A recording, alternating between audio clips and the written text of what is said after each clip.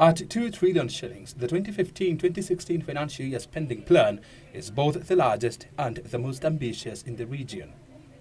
The budget is over 200 billion shillings more than the current fiscal year's budget and much bigger than the budgets of Tanzania, Rwanda and Uganda combined. In the 2015 budget, the government aims to achieve macroeconomic stability by pursuing prudent fiscal and monetary policies that would ultimately expand economic opportunities and reduce poverty. As outlined in the 2014 budget, this year's national budget attempts to continue with strengthening the revenue effort, containing the growth of the total expenditure while shifting the composition of expenditure from the recurrent to capital. Now, the only challenge we have at the moment is the absorption rates. We are not even absorbing the, for example, 2.2 trillion that we are just about to spend this year.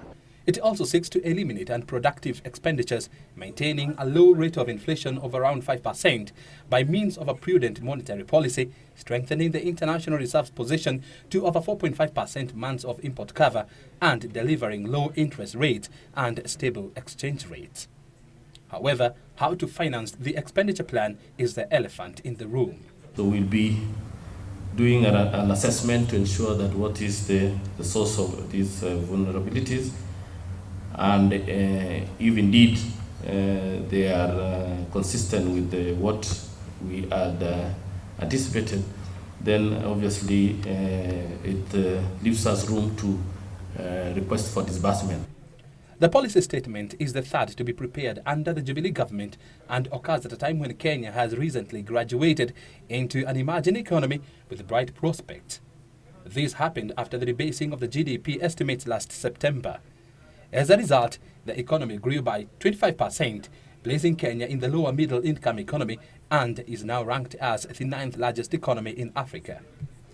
According to budget policy statement released by the National Treasury early this year, the budget will be financed through a mixture of debt, taxes and development partners' support. But the ballooning spending plan by the government comes against the backdrop of faltering revenue collection and declining donor support, creating a fertile ground for increased domestic borrowing. If you look again at the policy paper as well, there are plans to go back to the external market.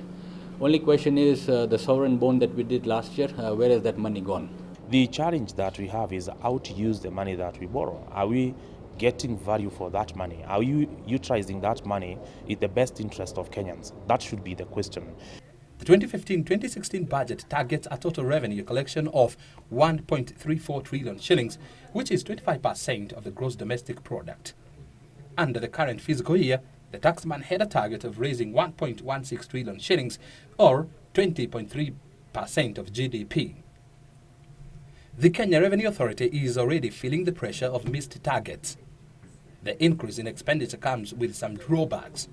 There will be increased taxation, which includes enactment of the income tax regime for the extractive industry and the reintroduction of capital gains, which has caused friction between the taxman and stockbrokers over its implementation.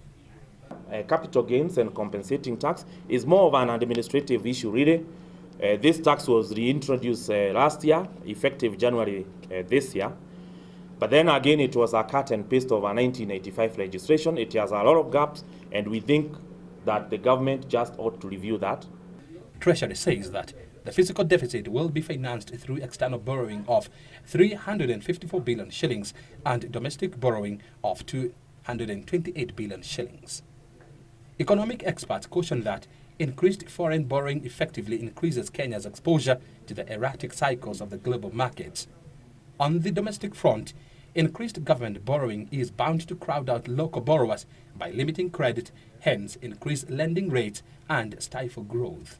Analyst says that the increased spending by government is welcome but needs to be well managed to ensure growth of the economy in the long term. But whether the National Treasury Secretary will propose to raise the tax levels remain an issue of speculation, at least for now. This week, all eyes are fixed on Rotich to see what surprises he will churn out to finance the expenditure plan without hurting the goose that lays the golden egg, or if you like it, the taxpayer.